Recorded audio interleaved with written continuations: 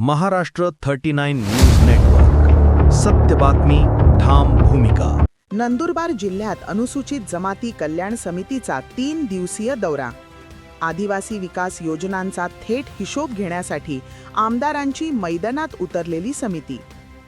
नंदुरबार जिल्ह्यात आदिवासी विकास योजनांच्या अंमलबजावणीचा सखोल आढावा घेण्यासाठी विधिमंडळाची अनुसूचित जमाती कल्याण समिती आजपासून 3 दिवसांच्या दौऱ्यावर दाखल झाली आहे. या समितीत तब्बल 20 आमदारांचा समावेश असून समितीच्या अध्यक्षपदी आमदार दौलत दरोडा कार्यरत आहेत. आदिवासी भागातील शासकीय योजनांची प्रत्यक्ष अंमलबजावणी कितपत प्रभावी आहे याचा थेट आढावा घेण्यासाठी ही महत्त्वाची समिती नंदुरबार जिल्ह्यात पोहोचली आहे. शिक्षण, आरोग्य, रोजगार, पाणीपुरवठा आणि निवारा यांसारख्या मूलभूत क्षेत्रांवर विशेष लक्ष केंद्रित करत समिती जिल्ह्यातील सर्वच विभागांची तपासणी करणार आहे.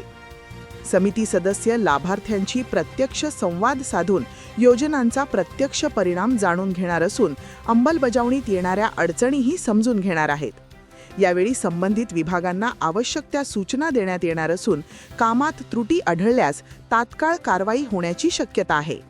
या दौऱ्यामुळे प्रशासनातील सर्वच विभाग सतर्क झाले असून योजनांची प्रभावी अंमलबजावणी सुनिश्चित करण्यासाठी यंत्रणा सज्ज झाली आहे.